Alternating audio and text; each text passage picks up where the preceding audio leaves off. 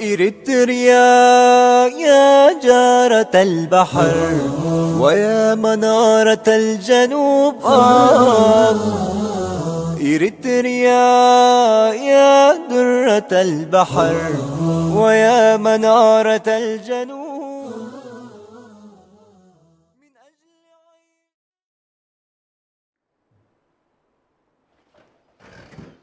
بسم الله الرحمن الرحيم. الحمد لله رب العالمين، والصلاة والسلام الأتمان الأكملان على نبينا محمد وعلى آله وصحبه أجمعين. مشاهدينا الأكارم، سلام الله عليكم ورحمته وبركاته، دمتم بخير دوما وأبدا.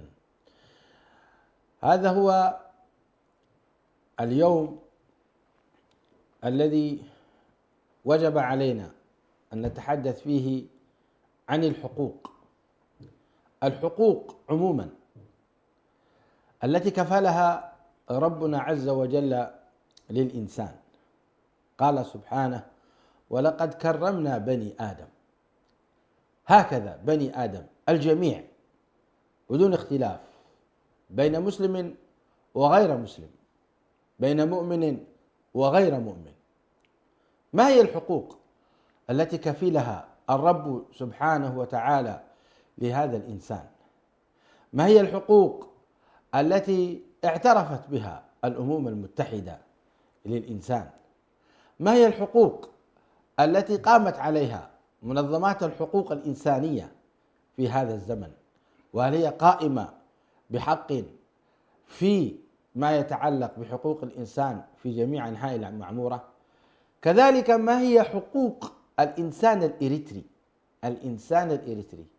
ما هي حقوقه؟ هذا الإنسان الإريتري الذي يهمنا شأنه نحن معاشر الإريتريين، منذ أن خلق الله عز وجل أرض إريتريا، تلك المنطقة التي هاجر إليها الصحابة رضوان الله عليهم، ما هي حقوقهم؟ كيف كانت حقوقهم في زمن ما قبل الهجرة، وكيف كانت حقوقهم في زمن ما قبل الميلاد، وكيف كانت حقوقهم في زمن الإيطاليين والبريطانيين والأثيوبيين، وما هي حقوقهم يا ترى في زمن هذا النظام الموجود حاليا؟ هذه الأسئلة وأسئلة أخرى كثيرة سنطرحها على فضيلة الدكتور عمر محمود، الحقوقي الذي درس في جامعات كبرى وحصل على درجة الدكتوراه في القانون والاقتصاد الدولي. كذلك ضيفي هذه الحلقة هو محامي مختص للدفاع عن حقوق الإنسان. باسمكم جميعا أرحب بالدكتور عمر محمود، فأهلا وسهلا به. أهلا وسهلا بكم شيخنا العزيز الشيخ أبو عبد الرحمن. أنا سعيد جدا بوجودي اليوم في قناة سلام الفضائية، ولإتاحتكم هذه الفرصة لنا للتحدث عما يجري اليوم في بلادنا الحبيبة. كما لا يفوتني أن أشكر قناة سلام الفضائية وإدارتها، وأعبر أيضا تحياتي واحترامي للمستمعي ومتابعي قناة سلام الفضائية. طيب دكتور، نعم، حياكم الله وبياكم. أولا نشكركم على قبول الدعوة. سيرة ذاتية مختصرة لجنابكم حتى يطالع المشاهد الإريتري بأن إريتريا لديها علماء، لديها قامات، لديها حقوقيين، لديها يعني متعلمين مثقفين. متى ما سمح لنا بإذن الله للعودة سنبني هذه الدولة. سيرتكم الذاتية. بارك الله فيك. أنا اسمي عمر محمد عمر محمود. نشأت بمدينة القضارف في السودان، شرق السودان، والتحقت درست جميع المراحل الابتدائية والمتوسطة والثانوية في المدينة، والتحقت بجامعة الخرطوم، ثم تركت الجامعة والتحقت بجامعة القاهرة وتخرجت قسم اللغة الإنجليزية القانون ليسانس حقوق جامعة القاهرة، ثم هاجرت إلى كندا في نهاية التسعينيات ودرست هناك أيضا في كندا القانون من جديد لاختلاف في القوانين. طبعا نحن درسنا في مصر في جامعة القاهرة القانون الفرنسي، وأنا جيت كندا. فالقانون المطلوب في كندا هو في قانونين، القانون الفرنسي والقانون الإنجليزي، فدرست الحقوق من جديد، ودرست أيضا الماجستير LLM، ودرست الدكتوراه أيضا، والآن أيضا أكملت دراسة الدكتوراه في الاقتصاد الإسلامي في جامعة اسطنبول صباح الدين زعيم. ما شاء الله، بارك الله فيك. تبارك الله. نعم. عمر حافل بالجد والاجتهاد والتعليم، الله أكبر. بارك الله فيك. تعود إن شاء الله مدرسا في جامعة أسمرة بإذن الله، ومعلما لأبنائك الإريتريين بإذن إن شاء الله. بإذن الله إن شاء الله، بإذن الله. إريتريين يعني بإذن الله، إريتريين مسلمين وغير مسلمين، إريتريين. نعم نعم. هكذا نحن نعلم النظام. نعم. أن نعم. أن المسلم يعلم إريتريين وغير إريتريين. نعم نعم. طيب دكتور، ما شاء الله، حقيقة نحتاج أن نجلس معكم بعد ذلك بودكاست خاص بحياتكم والمراحل التي مررتم بها، أصعب المراحل، كيف كانت تربيتكم في البداية. تحية عطرة لوالديكم اللذين قاما بتربيتكم حتى وصلتم إلى هذا العلم. نعم. وإلى هذه القامة العلمية، فجزاكم الله وجزاهم الله خيرا. بارك الله فيك. طيب، بما أنكم معالي الدكتور أنتم خبراء في الحقوق، نريد نبذة أولا عن الحقوق العامة للإنسان. نعم. الحقوق العامة للإنسان ما هي؟ ما الذي ينبغي على الإنسان أن يتمتع به كإنسان؟ نعم. كإنسان بغض النظر عن مسلم وكافر. نعم. الأول يعني إن شاء الله قبل أن نتطرق للحقوق شيخ برهان، سوف نتكلم إن شاء الله عن مقدمة عن إريتريا. لكن الحقوق العامة بصفة عامة كل القوانين التي كفلتها، اللي هي حق الحياة وحق الاعتقاد وحق التجمع وحق التنقل، هذه الحقوق يعني اللي هي أصبحت الآن من دساتير العالم منذ سنة 1948. تلتها الحقوق السياسية أيضا، مثل حق الانتخاب وحق المشاركة السياسية في الحكم. هذه الحقوق طبعا اليوم نحن بالنسبة لنا كإريتريين أصبحت حلم، يعني لا يوجد ولا حق واحد من هذه الحقوق اليوم مع الأسف. يعني بعد 30 عاما وأكثر من النضال والمعاناة لا يوجد حق واحد من هذه الحقوق التي يتمتع بها عدد كبير من الناس. نعم. جميل. طيب، هذه هي الحقوق العامة التي كفلها نعم. الرب سبحانه وتعالى، وكفلتها أيضا الأنظمة الدولية قبل الهجرة وقبل الإسلام، بل وقبل الميلاد، فالإنسان كرمه الله سبحانه وتعالى. دكتورنا الغالي، قبل الدخول في تفاصيل حقوقنا الضائعة أثناء الاحتلال الإيطالي، دعنا حضرة الدكتور نتجول في رحلة تاريخية عن إريتريا الحبيبة منذ هجرة الصحابة الكرام إليها، ولكن باختصار. نعم نعم. لا اسمح لي شيخنا أبو عبد الرحمن، قبل أن نأتي ندف إلى الحقوق التاريخية أو تاريخ إريتريا وتاريخ دخول الإسلام إليها، أدف قليلا عن موقع إريتريا. وهو كالعادة الناس كلها عارفاها، إريتريا طبعا تقع في القرن الأفريقي، ومساحتها 125 ألف كيلومتر مربع، ويحدها من ناحية الشرق البحر الأحمر والجنوب إثيوبيا، حيث تمتد الكيلومترات حوالي 1000 كيلومتر بين إثيوبيا وإريتريا. وفي الغرب طبعا السودان حوالي 600 كيلومتر بين السودان وإريتريا. إريتريا طبعا من ضمن الدول التي لها ساحل طويل حوالي 1100 ل 1200 كيلومتر. هذه هي السواحل الإريترية، وتوجد لإريتريا أكثر من 126 جزيرة، معظمها غير مأهولة بالسكان ما عدا أرخبيل جزيرة دهلك. هذه الناحية موقع إريتريا. الموقع الإداري لإريتريا كانت مقسمة منذ الطليان إلى حوالي 8 أقاليم، أو بالأحرى إذا أردنا أن نقسم إريتريا إلى المرتفعات والمنخفضات، اللي هي هايلاند أند لو لاند في إريتريا. والمنخفضات يسكنها تقريبا بنسبة تكاد أكثر من 99% هم المسلمين، في حين يتشارك المسلمون والنصارى في المرتفعات. فالساحل إذا أردنا أن نقسم ساحل البحر الأحمر، فيمكن تقسيمه إلى 3 محاور، اللي هو الساحل الشمالي والساحل الأوسط وعاصمته مسوع، الساحل الشمالي عاصمته نقفة، والساحل الجنوبي وعاصمته عصب. تقريبا هذه المساحة، مساحة المنخفضات، تساوي أكثر من 85% من مساحة إريتريا، وتعتبر بنسبة 100% ملك للمسلمين، وسكانها مسلمون بنسبة تقترب من 100%. عجبا. نعم. نعم. ويوجد طبعا أقلية كبيرة محترمة في المرتفعات أيضا، مثل قبائل الجبرتا والقبائل الناطقة بالساهو، وحتى القبائل الإريترية الأخرى يعني موجودة في المرتفعات. جميل. نعم.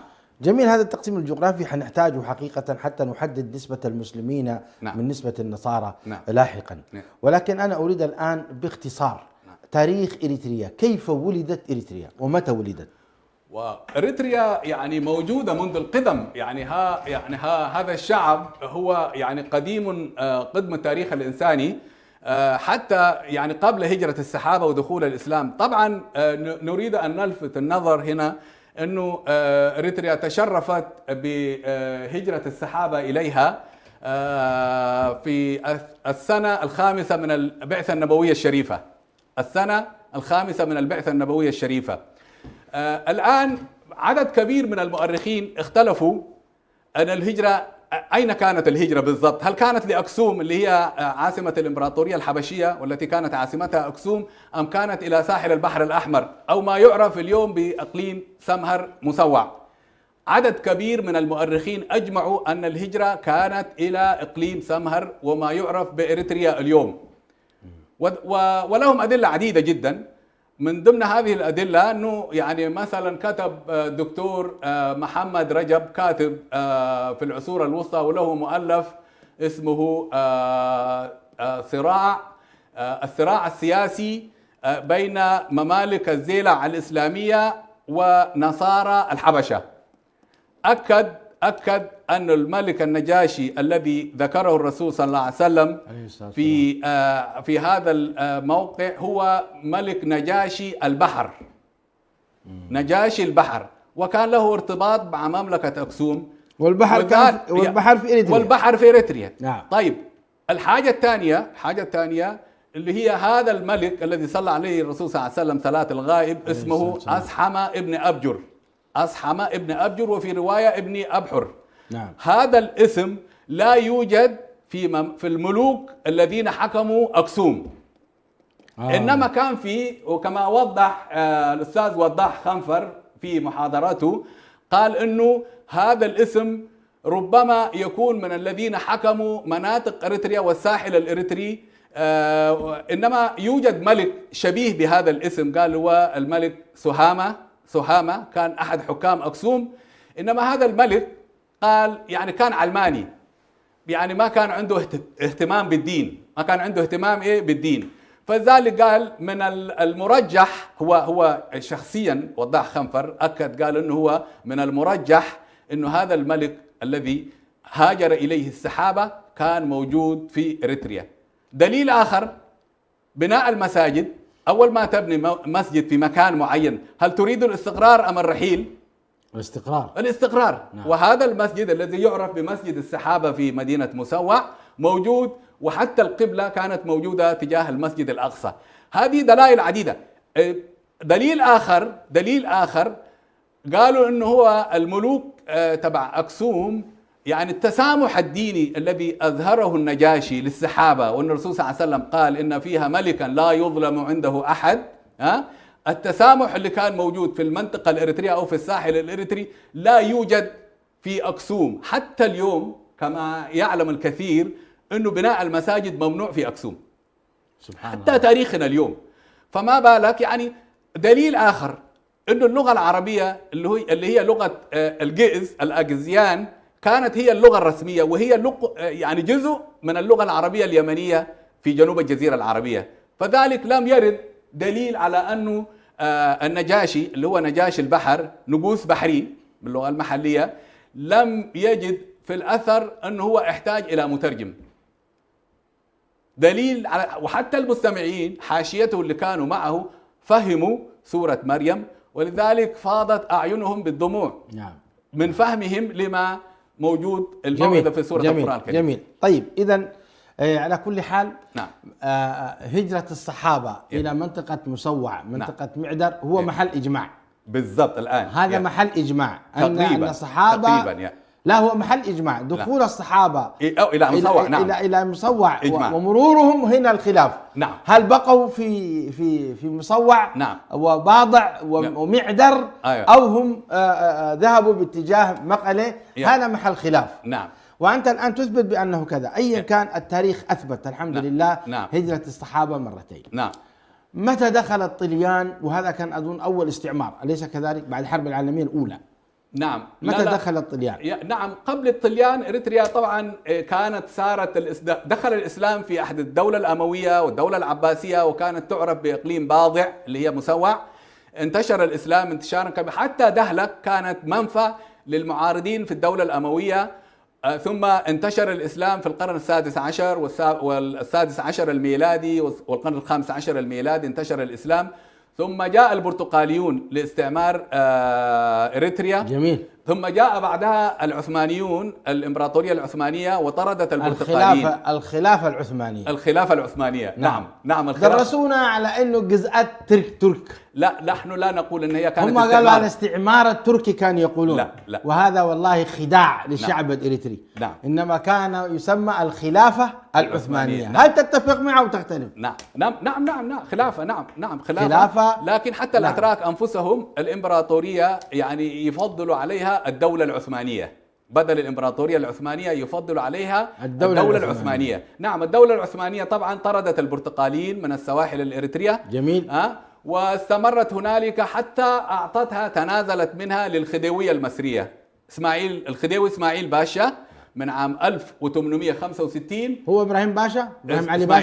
إسماعيل باشا وأخوه إبراهيم باشا. نعم. فاستمروا العثمانيين في إدارة مسوع وإقليم الساحل الإريتري ومسوع وسواكن حتى دخول الطليان إلى إريتريا في العام 1882. هنا دخل الطليان. نعم. 1982. بداية دخول الطليان. وبداية دخول الطليان كانت عن طريق شراء قطعة أرض في عصب من أحد السلاطين الدناكل. باع لشركة إيطالية تجارية سنة 1882. ثم بعد ذلك اشترت الحكومة الإيطالية قطعة الأرض تلك، وبدأت في التمدد داخل إريتريا. ثم أكملت سيطرتها على إريتريا في العام 1890. إيطاليا دخلت بالكامل. الآن يمكن أن نقسم الاستعمار الإيطالي طبعا استمر 60 عاما. نعم. من عام 1890 حتى 1941 اللي هي بعد هزيمة الحلفاء للاستعمار الإيطالي في الحرب العالمية الثانية. جميل. نعم. 1941 نهاية الاستعمار الإيطالي. وبدأت 1890 بداية الاستعمار الإيطالي. هي البداية كانت كما ذكرنا في 1882، ثم تمددت إلى مدن أخرى. واتخذ الاستعمار الإيطالي في البداية طبعا كانت العاصمة مسوع. إذن 1890 كانت بدأت الاستعمار الإيطالي حتى انتهى في 1941. 60 سنة. 60 عاما. طيب 60 عاما. نعم. هنا الآن نريد أن نتحدث عن حقوق الإريتريين. نعم. وهذا هو التاريخ الذي نحن نريد أن نتحدث عنه. نعم. ما هي حقوق الإريتريين التي تمتعوا بها في هذه الفترة، وما هي الحقوق التي لم يتمتعوا بها؟ طبعا الحقوق شيخنا أبو عبد الرحمن، الحقوق هي نسبية. الآن يعني الإريتريين الآن يترحمون على نظام هيلي سلاسي البائد، لأنه يعني كما ذكرت الحقوق هي نسبية. يعني ما كان يوجد في هيلي سلاسي رغم سوءه كان يمكن أفضل من ما هو اليوم. بالنسبة للمسلمين في إثيوبيا كما تذكر مثلا هذا المجرم الذي الإمبراطور يوهنس الرابع، والذي حكم إثيوبيا تقريبا من بداية 1870 حتى ما قتل على بيد الأنصار المهدي في العام 1889. استمر حكمه تقريبا 22 سنة، والذي كان قد أنذر المسلمين، أعطى المسلمين 3 سنوات لكي يتنصروا، إلا أنه قتل بعدها بفترة طبعا. فالاستعمار الإيطالي بالنسبة لإثيوبيا وبالنسبة للمسلمين، أقصد طبعا هنا لإثيوبيا أو إريتريا، كان نقلة. بالنسبة للمسلمين في إثيوبيا بالضبط كمان كان نقلة، لأنه حصلت مساواة بين النصارى والمسلمين في إثيوبيا، حصلت مساواة تقريبا في أشياء كثيرة. أما الطليان لما دخلوا إريتريا فعملوا أشياء كثيرة، طبعا الحقوق ما كانت موجودة، سوف نتعرض لها طبعا إن شاء الله. الحقوق لا، أنا سأسألك مثلا حق التعليم كيف كان؟ حق التعليم لا يوجد، ممنوع كان بالنسبة للإريتري أن يتعلم أكثر من الصف الرابع الابتدائي، وهذا كان الغرض منه أصلا لكي يعني تتفاهم مع الاستعمار الإيطالي. أما التاريخ الذي كان يدرس بالنسبة للطلاب فهو معرفة الأبطال الإيطاليين الذين يعني صنعوا إيطاليا فقط، لا يوجد أكثر من الصف الرابع. وهذا بإشارة الحق السياسي لا يوجد حق سياسي ما عدا التجنيد في الجيش، لا يوجد حق سياسي، ولا يعترفون به كمنطقة إريتريا يجب أن يكون لهم نفوذ ويجب أن يكون لهم يعني كلمة، وكشعب موحد لا يوجد هذا. نعم، بس يجب أن نذكر أشياء في عهد الاستعمار الإيطالي. شيخ برهان لو سمحت لي، يمكن أن نقسم الاستعمار الإيطالي إلى 3 مراحل. طيب 3 مراحل. المرحلة الأولى بعد استيلائهم سنة 1890، وهذه المرحلة كانت مرحلة استتابة الأمن، استتابة الأمن والسيطرة والتحكم على جميع المستعمرة الإيطالية واللي هي كانت تعرف إريتريا. قبل أن ننسى طبعا إريتريا في قديم الزمان كان اسمها من المعنى اليوناني سينيوس إريتريوس، وعرفت إريتريا باسمها الحالي على يد الطليان وإرجاعها إلى اسمها القديم الروماني واللي هي إريتريا. الفترة الأولى كما ذكرنا بدأت من 1890 واستمرت حتى 1910. في هذه الفترة ما هي القبائل التي كانت موجودة في إريتريا؟ كل القبائل الإريترية كانت موجودة، كلها بدون استثناء كانت موجودة. 10 القبائل اللي موجودة، نعم، المسلمين بالذات اللي موجودين الآن. إيه هي كانت مناطق المسلمين؟ نحن في المقدمة ذكرناها طبعا، اللي هي الأقاليم اللي كانت مقسمة حتى ذلك الوقت. إريتريا كانت مقسمة إلى 8 أقاليم. الأقاليم ال3 المرتفعات والتي الغالبية العظمى فيها من النصارى، الغالبية العظمى فيها من النصارى، مع أقلية محترمة يمكن تصل إلى 35%، اللي هي الأقاليم ال3 اللي هي أكلوغزاي وحماسين وسرايي. أما الأقاليم ال5 والتي تمثل أكثر من 85% من مساحة إريتريا، اللي هي الأقاليم ال5، الساحل الجنوبي لإريتريا واللي هو معروف بإقليم دنكاليا، هؤلاء مسلمون بنسبة 100%. الساحل الأوسط والذي ذكرناه والذي يعرف بإقليم سمهر مسلمون بنسبة 100%. فإيطاليا جاءت على هؤلاء. على هؤلاء. جميل. نعم. طيب كنت تتحدث عن الحقوق السياسية وقاطعتك. نعم. الحقوق السياسية لا توجد، ممنوع التوظف في الوظائف الحكومية بالنسبة للإريتريين. إنما الاستعمار الإيطالي كما ذكر مفتي إريتريا عليه رحمة الله، قال في أنه الاستعمار الإيطالي كان له فوائد. إن كان في فوائد في الاستعمار طبعا نحن نتفق أن الاستعمار هل تذكر لي متى عين مفتي إريتريا؟ نعم، عين المفتي عليه رحمة الله بعد مجيئه. طبعا هو من أوائل الذين هاجروا إلى السودان ومصر وهو شاب يافع. رجع في العام 1939. عام 1939 قبل، وعين مفتي عام لإريتريا في العام 1941. في أي عهد؟ في عهد الطليان. في عهد الطليان. في عهد الطليان. واستمر مفتي قبل هزيمة الطليان لمدة سنة واحدة فقط. متى عين؟ عين سنة 1940. والطليان سقط حكمهم 1941. يعني استمر سنة واحدة في عهد الطليان. في عهد الطليان. نعم.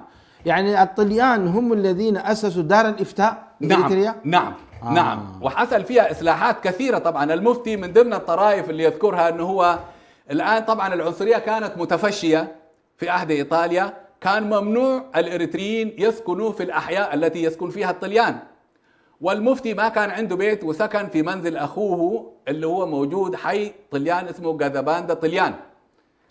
فرفعوا شكوى، هذا مفتي طبعا مسؤول كبير في الحكومة، رفعوا عليه شكوى للحكومة بترحيله من المكان الخطأ الذي يتواجد فيه، لأنه هذا المكان مسكن للإيطاليين وممنوع سكن الإريتريين مع الإيطاليين، حتى في الشوارع ممنوع الحديث مع الإيطالي. بالمناسبة في المواصلات العامة ممنوع ركوب نفس الحافلة اللي يركبوها الإيطاليين. وإذا أنا كنت أريد أن أسألك عن هذا السؤال، كيف كانت الحقوق المعيشية نعم في إيطاليا؟ وأنت تذكر الآن أن ممنوع التحدث مع الإيطاليين، ممنوع نعم. العيش، إذن كان هناك كما يقولون كما يقولون التمييز العنصري. نعم. بالنسبة للحقوق الأخرى، الحقوق الدينية في عهد الطليان كانت ممتازة بالمناسبة مقارنة مع العهود الأخرى في أثيوبيا المسلمين وكذا، بل الطليان أكثر من كده مسوع وضواحيها كان فيها على حسب الإحصائية حوالي 65 مسجد. طبعا الخديوية المصرية هم كانوا يسيروا المساجد وكانوا يعطوا للأوقاف وأئمة المساجد معاشات. المعاشات هذه استمرت في عهد الطليان.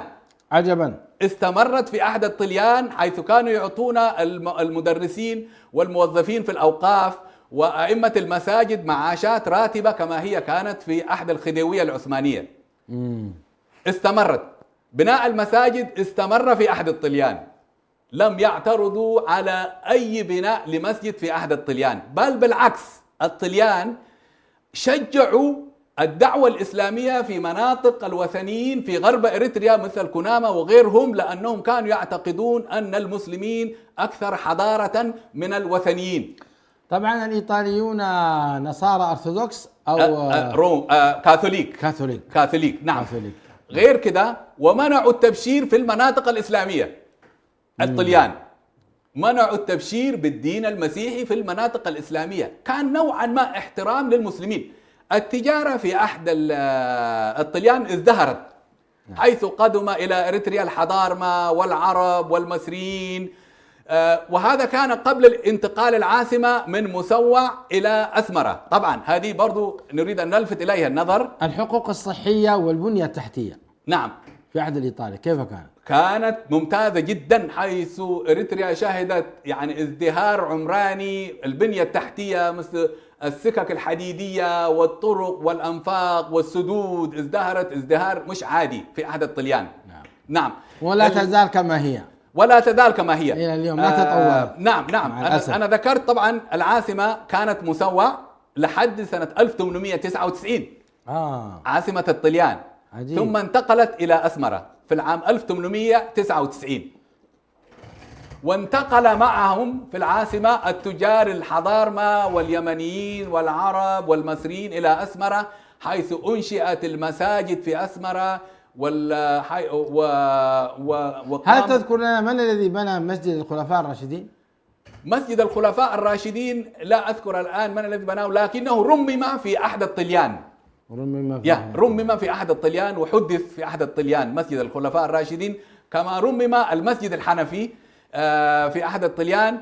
سوف يعني إن شاء الله في الكلام اللاحق إن شاء الله سوف يعني نذكر إن شاء الله كمان هيلة سلاسي هذا المجرم المغبور حاول لكي يشتري ولاء المسلمين في مسوع، حاول تجديد المسجد الحنفي في مسوع، إلا أنه يعني هذه الفكرة رفضت من قبل أهل مسوع. جميل. نعم. طيب تحدثنا فيما يتعلق عن مقدمة الحقوق، وتحدثنا أيضا فيما يتعلق عن تاريخ إريتريا الحبيبة وكيف دخلها الصحابة. الآن نريد أن نتحدث عن فيما يتعلق ب أيضا احنا تحدثنا عن التمييز القبلي أو العنصري في مناطق إريتريا والطليان. إذا حببت أن تضيف شيئا في هذا فيما يتعلق، هل هناك تمييز قبلي أو عنصري معين؟ يعني هل الطليان تعاملوا مع قبيلة ما دون قبيلة أخرى؟ الطليان بالنسبة للقبائل الإريترية المسلمة وبالذات في أراضي المنخفضات الإريترية سواء كان في الساحل أو الشمالي أو الجنوبي أو المديرية الغربية أو غيرها، يعني لم يذكر أنهم فرقوا بين القبائل إلا وهذا كان واضح في الفترة الذي سوف نتعرض لها إن شاء الله في العشرية تحت الاستعمار الإنجليزي الذي جعل إريتريا تحت وصايته في الفترة من 1941 إلى 51 أو 52. سوف نتحدث عن هذه الفترة طبعا. إنما زي ما ذكرت لك شيخ برهان أنه الطليان يعني العنصرية تبعهم كانت ضد كل الإريتريين بغض النظر عن قبيلة فلان أو علان. ما ذكرت لك طبعا الإيطالي كان في كل شيء هو اللي المهم في الشارع، في العمل، في الوظيفة، في كل شيء، هو حتى في التعليم. كم كان عددنا نحن كإريتريين؟ كم كان عددنا؟ سوف نأتي إليها هذه طبعا في الكلام اللي جاي. طبعا الأمم المتحدة بعد جلاء هزيمة إيطاليا سنة 41 وقعت إريتريا تحت الوصاية البريطانية والحلفاء، مش كده؟ هذه الفترة من 1941 إلى 1951 كانت من أزهى عصور الحرية في إريتريا إطلاقا، لم يسبق لها مثيل. من هذه الفترة أي 1941 أيوة حتى 1951 10 سنوات. 10 سنوات. هذه الفترة ازدهرت فيها حرية التعبير وانتشرت فيها الجرائد العربية والتجرينية وغيرها والإنجليزية يعني، وأنشئت الأحزاب. سوف أتحدث عن الأحزاب بإسهاب أكثر طبعا إن شاء الله. إنما هذه الفترة كانت من أزهى عصور الحريات اللي كانت في إريتريا في تلك المنطقة. حتى إريتريا كانت تحسد في هذه الفترة من قبل دول الجوار مثل السودان وغيرها، لأنه كان فيها حرية يعني بشكل مبالغ فيه. حتى في بعض الناس قالوا أنه الحرية هذه يعني انقلبت إلى ضدها، حيث انفلتت الأمور من العصابات المجرمة مثل الشفتة وغيرهم، انتشرت أعمال النهب، حتى الإنجليز تواطؤوا، والناحية الأمنية كان في مشكلة. الأمن كان مستتب خلال 60 عاما زمن الطليان، والإريتريين يذكروا دائما الاستعمار. لم تكن هناك أي حروب أو لم تكن هناك أي لا أمور؟ شيء إطلاقا إطلاقا. كان في خوف طبعا من الطليان من أنه الثورة المهدية تمتد إلى إريتريا، لمستعمرة إريتريا المهدية. طبعا هددوا دول الجوار مثل مصر وغيرها وإثيوبيا، والطليان طبعا تحالفوا. المهدية طبعا كانوا في السودان. كانوا في السودان، فهددوا إريتريا ومناطق إريتريا. كانت تخاف الاستعمار الإيطالي كان يخاف جدا من امتداد الثورة المهدية، ولذلك وثق علاقته بالمسلمين وبالطرق الصوفية بالذات. الختمية طبعا وقفوا صدا منيعا للامتداد الثورة المهدية إلى إريتريا. يعني الإيطاليون وثقوا علاقتهم مع بالمسلمين بالذات مناطق المنخفضات، منها لحماية هذه المناطق من نفوذ الثورة المهدية. جميل. نعم جميل. طيب إذا في هذه الفترة نعم. اللي هي في نهاية دخول خروج الإيطاليين نعم. ودخول البريطانيين، نعم. وقلت أنها كانت من أجمل الفترات. نعم. هل لك أن تحدثني عن تلك الحقوق التي تحدثنا عنها، التي هي مثلا حق التعليم؟ نعم. كيف كان في عهد البريطاني؟ حق التعليم كان موجود. طبعا البريطانيين يختلفوا عن الإيطاليين لأنه لم ينشئوا أي بنية تحتية. البلد أوريدي كانت يعني ما شاء الله فيها بنية تحتية منظمة جدا، يعني الطرق والكباري والسدود والكهرباء والبريد والبرق، كل شيء كان في يعني ما شاء الله ممتاز كان في زمن الطليان. الإريتريين اكتسبوا حق التعبير والتجمع، والتعبير والتجمع وإنشاء المدارس. يعني الحق السياسي كان قوي في فترة البريطانيين جدا جدا، يعني حتى إنشاء المدارس والمساجد وغيرها. يعني مثلا نحن سوف نتحدث عن الأحزاب السياسية، الأحزاب السياسية التي نشأت في تلك الفترة. طبعا أهم حزب في تلك الفترة هو حزب الرابطة الإسلامية. جميل. بزعامة شيخنا والقائد المسلم الشيخ إبراهيم سلطان علي سكرتير الرابطة الإسلامية. جميل. نبدأ طبعا عن أهم حزب في إريتريا، وهو كان يمثل المسلمين في ذلك الوقت. حزب الرابطة الإسلامية نشأ في ديسمبر 4 1946 في مدينة كرن. هذا التجمع الذي وترأس الرابطة الإسلامية طبعا السيد بكر المرغني، وسكرتير الرابطة كان الشيخ إبراهيم سلطان علي.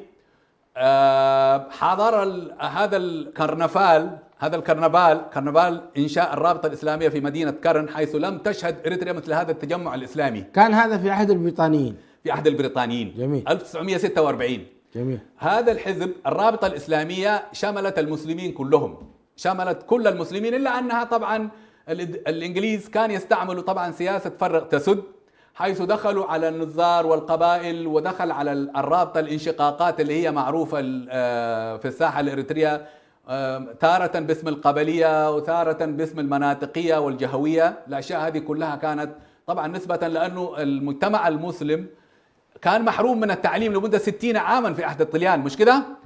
فهذه أثرت تأثير سلبي في الرابطة وتماسكها. هذا بالإضافة إلى هيلة سلاسي دخل بثقله. لا، سنأتي إلى هيلة سلاسي. نعم. نحن الآن في العهد البريطاني. نعم. انتهينا من العهد الإيطالي وتحدثنا نعم. عن الحقوق المكتسبة وغير المكتسبة. نعم. ورأينا أن الشعب الإريتري لم يتعلم في العهد الإيطالي. نعم. ولكن الإيطاليين قاموا ببناء البنية التحتية من أجل أن يستمتعوا هم، لا من أجل أن يستمتع الشعب الإريتري. وجاءت بريطانيا ووجدت هذا الخير قد هيئ لها. نعم. ولكن بريطانيا بدأت تعطي حقوق الإريتريين عموما نصارى ومسلمين. نعم. بناء على المنظومة الدولية. نعم. أليس كذلك؟ بالضبط. نعم. بناء على المنظومة الدولية، أو حتى على القانون البريطاني نفسه. بناء على القانون البريطاني اللي هو يتيح حرية التعبير وكل الحريات المطلوبة الحزب الثاني طبعا حزب الرابطة، يمكن نتحدث عن أهدافها وغيرها. نتحدث نعم عنه، بس لكن نحن نريد بالعموم الآن. نعم. الحزب الثاني حزب اندرنت هو حزب الاتحاد، اسمه أيوه. اندرنت بالأمحرينية، حزب الاتحاد. حزب أيوه. الاتحاد هو الحزب الذي يمثل المسلمين في مرتفعات إريتريا، نصارى المرتفعات. يمكن 95% من نصارى المرتفعات أيدوا هذا الحزب. هذا الحزب كما يتبين إن شاء الله، هذا الحزب ارتكب مجازر طبعا فظيعة وسط المسلمين، وحتى المخالفين من أبناء النصارى الذين كانوا يؤيدون الاستقلال ارتكب ونشر الرعب. لماذا كان يريد هذا حزب الاتحاد؟ هذا الحزب كان يدعو إلى الاتحاد مع إثيوبيا. أول منظمة طبعا. والرابطة كانت تدعو إلى الاستقلال الفوري والكامل. نعم. استقلال إريتريا فوري وكامل كانت تدعو الرابطة. طبعا الرابطة ليست لوحدها، كان هنالك أحزاب صغيرة يمكن تصل إلى 10 أحزاب، مثل حزب التقدم الحر والأحزاب الموالية لإيطاليا وغيرها، انضمت إلى حزب الرابطة وسموا الكتلة الاستقلالية. جميل. الكتلة الاستقلالية سموها. وهذا الحزب حزب الأندنت هذا اللي هو مؤيد من القساوسة ومن هيلة سلاسي ومن غيره، كان يؤيد انضمام إريتريا إلى إثيوبيا من غير شروط. جميل. طيب. نعم. في العهد البريطاني ذكرت لي أن الشعب الإريتري لم يتعلم أيضا. لا، يعني في العهد البريطاني حرية التعليم كفلت، حرية التعليم، إنشاء المدارس وإرسال البعثات إلى الخارج في هذه ال10 سنوات الإريتريين. لكن لا لم نجد أن الإريتريين يريدون اللغة الإنجليزية في تلك الحقبة. هذه الفترة كانت طبعا يعني هي وصاية، بينما آباءنا وجدناهم يتحدثون اللغة الإيطالية. هل تعرف ماذا هو السبب؟ السبب إنه الطليان جاءوا بشعوبهم وبأطفالهم وبنسائهم، وكانت مستعمرة بمعنى مستعمرة. أما الإنجليز فكانت وصاية مؤقتة حتى يتقرر مسير إريتريا 10 سنوات. ذلك أنه بريطانيا كانت من الحلفاء، مش كده؟ وهزمت الطليان، فذلك حتى بريطانيا نفسها ما كانت عارفة تعمل إيه مع المستعمرات الإيطالية، حتى ما قررت الأمم المتحدة ماذا تفعل مع المستعمرات الإيطالية في أفريقيا. طبعا تعرف شيخ برهان المستعمرات الإيطالية كانت في ليبيا وإريتريا والصومال. نعم صحيح. فكانوا ماسكين إريتريا تحت الوصاية حتى تقرر الأمم المتحدة مسير هذه المستعمرات. هي دي كانت سلطتهم فقط. إذن خلينا نعتبر أن فترة الاستعمار البريطاني نعم. كان هو الفترة القاعدة الأساسية لإعطاء حق المصير للإريتريين. بالضبط. إما أنهم ينضموا إلى الرابطة أو ينضموا إلى أثيوبيا. سوف نأتي لهذا إن شاء الله، أنه ماذا حصل بالضبط. طبعا بعد إنشاء الرابطة الإسلامية وقامت بفتح مقرات طبعا في المدن الرئيسية في إريتريا مثل أسمرة وكرن ومسوع ومندفرة وأقردات وتسيني ونقفة. كل المدن الإريترية فتحوا فيها مقرات، وجابوا يعني متحدثين من الخارج من مصر والسودان ولبنان وغيرها، يعني يتحدثوا عن حقوق الإريتريين في التعليم والانتخاب وغيره وإنشاء جميل. الدولة. متى تم تحويل الملف الإريتري إلى الأمم المتحدة في المرحلة الإيطالية والبريطانية؟ نعم، الآن قبل ما ننتقل لهذا الملف اللي هو طبعا إريتريا كان كما قلت يعني كان تحوي يعني أحزاب كثيرة، والرابطة الإسلامية كانت في المقدمة وهي الكتلة الاستقلالية في ذلك الوقت، وكانت تدعو طبعا إلى استقلال إريتريا فورا. الآن طبعا الخلافات حصلت بين الحلفاء الأربعة الذين انتصروا في الحرب، اللي هي الولايات المتحدة وبريطانيا وفرنسا والاتحاد السوفيتي، مش كده؟ فهؤلاء فيما بينهم اختلفوا ماذا يفعلوا مع المستعمرة الإيطالية بالذات إريتريا، اختلفوا.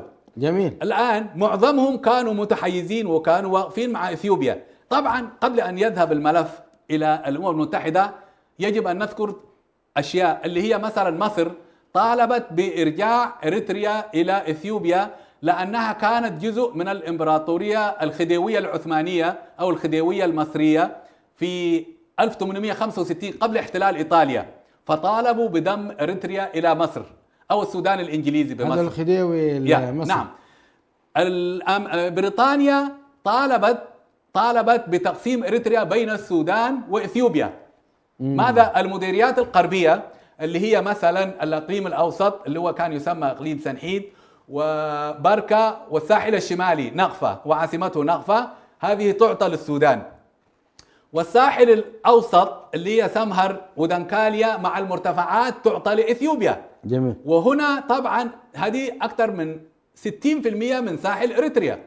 رفضوا الإريتريين طبعا، أبناء سمهر والساحل الجنوبي دنكاليا رفضوا هذا التقسيم، والرابطة رفضت هذا التقسيم جملة وتفصيلا، ودعت إلى الاستقلال. دعت إلى الاستقلال مستمرة. طبعا هم قالوا خلاص حنبعث لجنة لسؤال الإريتريين وإقامة إحصاء بالنسبة للشعب الإريتري. الآن أنت كنت سألت عن الإحصاء. نعم. الإحصاء جاي. اللجنة الرباعية قامت وعملت إحصاء بالنسبة للشعب الإريتري سواء كان نصارى أو مسلمين، فحددوا، والكلام هذا موجود فين؟ هذه اللجنة عملت إحصاء كامل، إلا أنه في مناطق لم تدخلها، منعت من قبل عصابات الأندنت التي كانت تنشر الرعب والخوف وسط المؤيدين للاستقلال من النصارى والمسلمين. يعني محمر الاندنت كان مسلح؟ يعني كان مسلحين. من سلحوا؟ اثيوبيا. اثيوبيا كانت سلحتهم. هيلة سلاسي لانه كان يطالب ايضا هيلة سلاسي بانضمام اريتريا، مش كده؟ صحيح. طبعا هذه الميليشيات المجرمه والتي سوف نعرف ان شاء الله لاحقا انها ارتكبت مجازر اباده جماعيه وتطهير عرقي ضد الشعب الاريتري المسلم. سوف نشوف طبعا هذه العصابات استمرت حتى قيام الثوره. هذه العصابات عصابات الأندنت، وعددها كان كبير بالمناسبة، كان عددهم يصل إلى 40,000 مسلح. هؤلاء المجرمين كان عددهم يصل إلى 40,000 مسلح. طبعا إيش حصل هنا شيخ برهان؟ حصل أنه الأمم المتحدة أرسلت لجنة وعملت الإحصاء. من الإحصاء اللي موجود هنا الشيخ إبراهيم سلطان وفد الرابطة سنة 49 طلبوا الاجتماع باللجنة السياسية للأمم المتحدة. نعم. طلبوا الاجتماع باللجنة السياسية للأمم المتحدة سنة 1949 برئاسة الشيخ إبراهيم سلطان علي سكرتير الرابطة، وعضوية الشيخ محمد عثمان حيوتي والحاج محمد سليمان محمد علي. طبعا اتصلوا بالأول أمين عام لجامعة الدول العربية الدكتور عبد الرحمن عزام وتكلموا معه في القاهرة وطلبوا منه نشر القضية الإريترية في جامعة الدول العربية والأعضاء اللي موجودين في الدول العربية، ثم التحقوا إلى الأمم المتحدة. الشيخ إبراهيم سلطان ذكر معه نفس الإحصائية اللي كانت موجودة. سألوه عن الرابطة ماذا تمثل؟ قال الرابطة تمثل أكثر من 85% من الشعب الإريتري. يا سلام. مسيحيين ومسلمين. طبعا كما ذكرت أنه 95% من النصارى أيدوا حزب الاتحاد، مش كده؟ الذين أيدوا من المسلمين للاتحاد هم كانوا حفنة من الضعفاء الذين دائما يهتمون بالمتعلقات الشخصية. أقل من 1% من المسلمين أيدت الاتحاد مع إثيوبيا بدون شرط. طبعا ذكر الشيخ إبراهيم سلطان قال أن الشعب الإريتري وقتها طبقا للجنة الرباعية أنه عدد الإريتريين سنة 49 كان 2,250,000 نسمة. 2 مليون في تلك الفترة سنة 49 الإحصاء. نعم 2,250,000 نسمة. 250,000 نسمة. كم النصارى كم مسلمين؟ 80% كانوا مسلمين. 80% مسلمين. هذا طبقا لإحصاء الأمم المتحدة. الآن النظام يقول 50-50. لم يحصل إحصاء بعد ذلك الإحصاء، خلي بالك. نعم لم يحصل إحصاء بعد هذا الإحصاء. طيب إيش حصل؟ أجيب لك عينات شيخ برهان بالنسبة للمرتفعات. تخيل شيخ إبراهيم سلطان والوفد المرافق له ذكروا السكان المسلمين مديرية، لم يتسنى لهم بعد المديريات، إنما بس أجيب لك عينات عبادة هيلي سلاسي. هذا المجرم المغبور هيلي سلاسي كان يعني في خطاباته لعصبة الأمم قبل أن ينفى إلى بريطانيا، طبعا كان يتفاخر بأنه سوف يوحد إثيوبيا من الناحية الدينية والناحية اللغوية. الناحية الدينية طبعا اللي هو المذهب الأرثوذكسي توحدوا يسموه هم طبعا كنيسة التوحيد، واللغة الأمحرية. طبعا نأتي هنا للقوميات الإريترية في خلط بين القومية اللسانيات والعرقيات في إريتريا. هذه يرددوها كثير من المثقفين الإريتريين بالمناسبة، هذا الموضوع. طبعا معظم القوميات أو المجموعات الإريترية أن هي مجموعة سكانية واحدة. خلي بالك، نأتي فقط لقبائل الناطقة بالتجري والتجرينيا. بالمناسبة التجري قالوا هي بهيرة، مش كده؟ بالمناسبة أقول لك شيء أنا شيخ برهان، التجرينيا ليست قومية.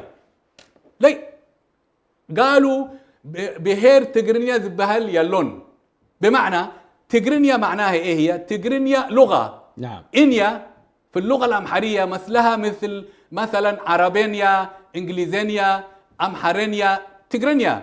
فقالوا طيب إذا كان هذه لغتكم لا يمكن أن تسمي شعب باسم لغته. صحيح. عندما كانوا يتلاسنون في الحرب، أثناء الحرب بينهم وبين التجراي، كانوا يقولوا عليت يبلكمن، عليت يبلكمن، يعني مسمين لا يمكن أن تسمي مثلا العرب على العربية، مش كده؟ نعم. فماذا نطلق عليهم؟ الآن مثقف يقول لك والله العصابات التجرينيا إيه يعني؟ اللغة يعني تقصد اللغة، لماذا لا تسميهم نصارى؟ نعم. لماذا لا تسميهم نصارى المرتفعات؟ وهذا اسمهم إذا أرادوا. في تجراي مثلا ماذا يسموهم؟ في تجراي الأمحرة بيسموا التجراي التجرينيا سواء كانوا مسلمين أو نصارى يسموهم تجري ولغتهم تجرينيا ويطلقوا على أنفسهم تجارو، مش مشكلة. طيب جميل دكتور، خلي بس عشان نختم. لما سافر إبراهيم سلطان، نعم. ومن ذكرتهم من القادة رحمهم الله، نعم. إلى الأمم المتحدة، نعم. ومعروف خطبته المشهورة إبراهيم سلطان رحمه نعم. الله، نعم. حيث بدأ بالحمد والصلاة على النبي صلى الله عليه وسلم، نعم. وتكلم باللغة العربية. نعم. يا سلام على هذا التاريخ الطيب المبارك. ما القرار الذي صدرته الأمم المتحدة، ولماذا هيلي سلاسي هدم هذا القرار؟ نعم. ودخل إلى إريتريا عنوة وقتل من قتل، وسوف نتحدث عن هذا بالتفصيل طبعا. نعم. لكن أين حقوق الأمم المتحدة في رعاية حق المصير؟ نعم. لماذا لم تدخل الأمم المتحدة نعم. وتمنع أثيوبيا من الدخول عنوة إلى إريتريا؟ نعم. ما القرار الذي صدر؟ هذه النقطة مهمة ومحورية حتى نختم الحلقة. طبعا سؤال جميل جدا شيخ برهان.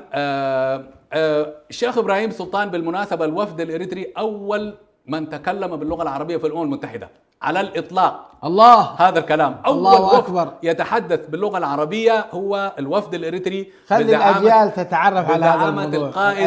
القائد الشهيد الشيخ إبراهيم سلطان علي، سكرتير الرابطة الإسلامية الإريترية، أول من تحدث باللغة العربية. طبعا الأمم المتحدة كان موقفها كان مخزي بالنسبة للملف الإريتري. عجبا. نعم، كان مخزي جدا. ليه؟ لأنها هي من أحالت الملف. طبعا اختلفوا قدمت مشاريع عديدة بالنسبة للملف الإريتري. طبعا نذكر نحن موقف باكستان البطولي ومعها غواتيمالا. أول من دعا إلى الاستقلال الفوري لإريتريا هي كانت دولة باكستان. ودولة باكستان أعتقد تأثرت لأن الذين أنشأوا الرابطة الإسلامية في إريتريا كانوا متأثرين جدا بالرابطة الإسلامية في باكستان لتمييزها بين الهندوس والمسلمين. طبعا فكان في علاقة ودية بين باكستان وإريتريا، فذلك يعني باكستان من الدول التي يعني أيدت وساندت استقلال إريتريا الفوري. طبعا في الآخر المداولات تمت واللجنة رجعت إلى إريتريا. في الآخر القرار اللي مشى هو القرار الأمريكي. ماذا كان يقول القرار الأمريكي؟ ربط إريتريا فيدراليا مع إثيوبيا. هذا هو القرار 390 الذي أصدرته الأمم المتحدة سنة 1951. هذا هو القرار الذي رغم أنف الإريتريين بالضبط.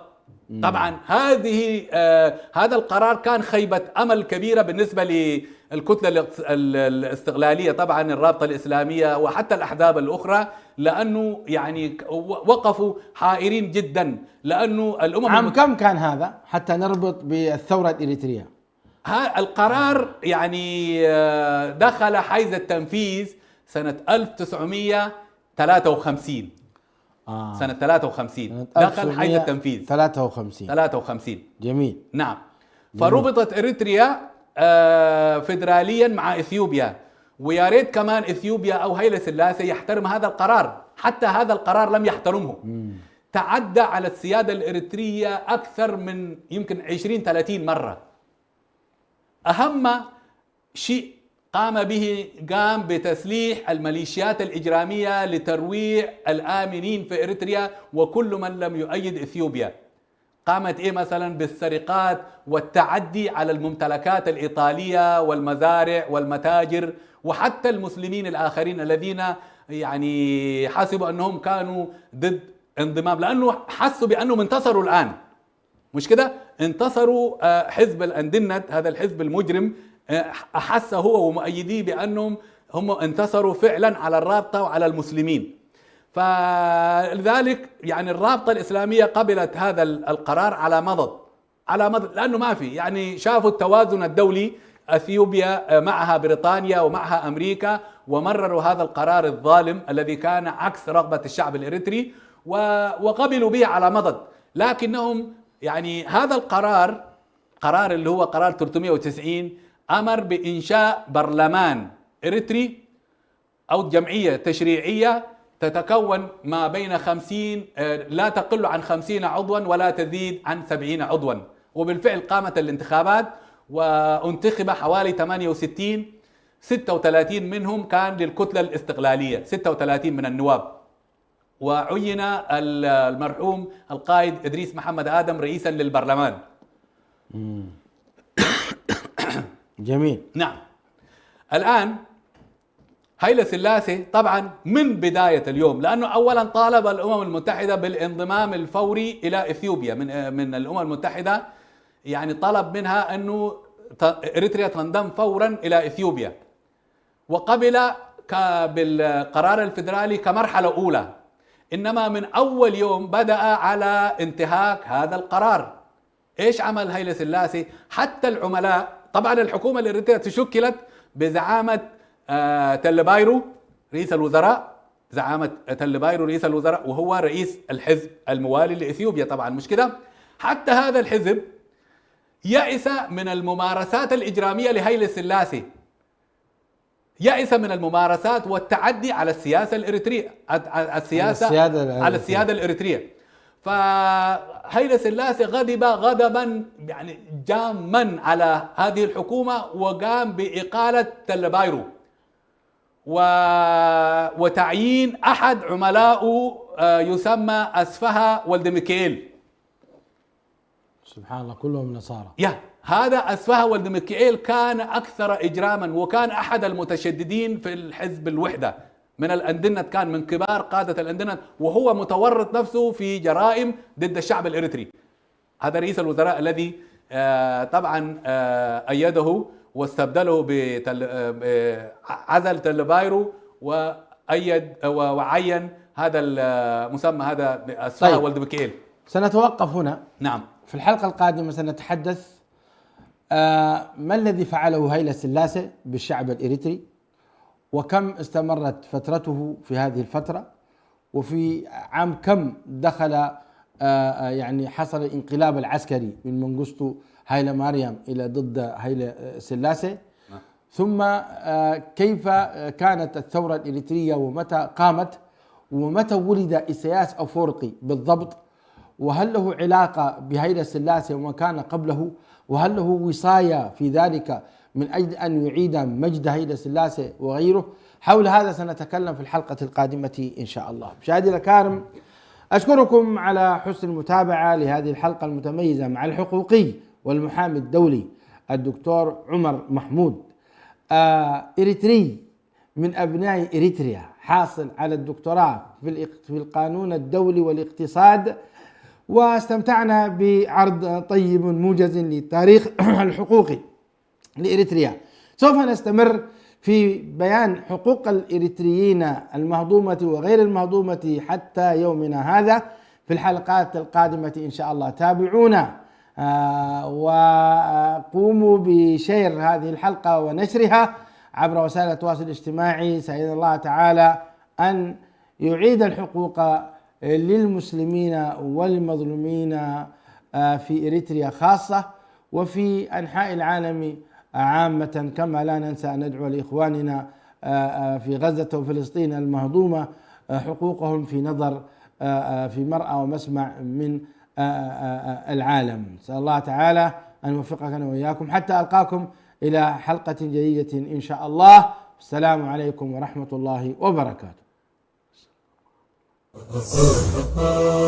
إريتريا يا جارة البحر ويا منارة الجنوب، إريتريا يا